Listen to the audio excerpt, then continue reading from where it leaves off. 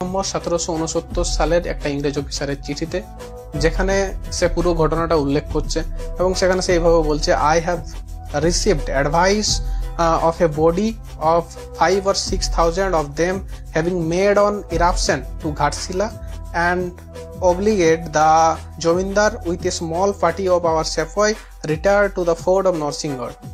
I have ordered Captain Forbes therefore again them with 2 more companies of sepoy. এইভাবেই শুরু হয়েছিল ভূমিপুত্রদের সঙ্গে ইংরেজদের প্রথম টক্কর। দাবি মতো এই টক্কর নেওয়া সমস্ত ব্যক্তিরাই নাকি ছিল একটি বিশেষ সম্প্রদায়ের। তো আগে প্রথমে দেখে নিই যে অনলি ভূমিজ বা চুয়াড় মিন্স ভূমিজ, এইটা মূলত উনি পেয়েছেন, সেটা হচ্ছে যে ডাল্টনের বইটার থেকে। কিন্তু 74 পাতাতেই আবার আছে যে কিছু এক্সেপশন আছে, 1 or 2 এক্সেপশন আছে ঘাটোয়ালদের ক্ষেত্রে যারা ভূমিজ নয়। আসুন এবার জুডিশিয়াল ক্রাইম ডিপার্টমেন্টের তথ্য দেখি। গ্রেপ্তার হওয়া চুয়াড়দের মধ্যে 242 জন নায়ক বা ভূমিজ, আর বাকি 128 জন বিভিন্ন জাতির, তার মধ্যে খাড়িয়া আছে, কুর্মি আছে, এরকম বিভিন্ন জাতির আছে। ডিস্ট্রিক্ট গেজেটিয়ারে সিমিলার ভাবে যেমন ওখানে ডাল্টন উল্লেখ করেছেন যে চুয়াড় মিন্স ভূমিজ, তেমনি বর্ধমান ডিস্ট্রিক্ট গেজেটিয়ারে চুয়াড় মিন্স বাউরি করা আছে।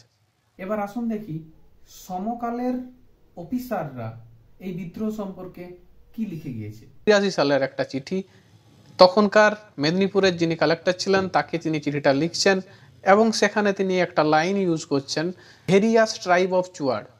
কান্ট্রিম্যান গুলোকেই সে কিন্তু এনিমি হিসাবে বলছে, সে কিন্তু স্পেসিফিকলি কোনো কাস্ট, কোনো একটা কাস্টকে বলেনি যে শুধুমাত্র উমুকরাই আমার এনিমি, বাকিরা এনিমি না। এবার এই ভিডিওর সর্বশেষ এবং সবথেকে গুরুত্বপূর্ণ প্রশ্ন, যে সমস্ত চুয়াড়রাই কি বিদ্রোহী ছিল? সময়ের যারা লিডিং পজিশনে ছিল তাদের অনেকেরই ইংরেজদের দরকার ছিল, সমানভাবে ভাইস ভার্সা হিসাবে একে অন্যের প্রয়োজনটা ছিল।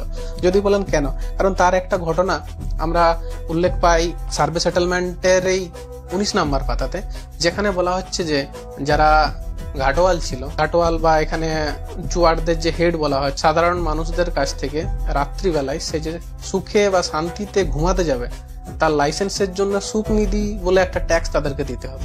এই যে ঘটনাটা, এটাকে একটা সভ্য জগতেও আছে এই ধরনের ঘটনা, সিনেমাতে অনেক সময় দেখি আমরা, বিভিন্ন গুন্ডারা বলে, তো এগুলোকে তোলা তুলা বলে। তো এই ধরনের কাজ যারা করতো তারা সত্যি কথা বলতে তারা স্বভাবে চুয়াড়, তারা বিদ্রোহী চুয়াড় নয়। এরপরে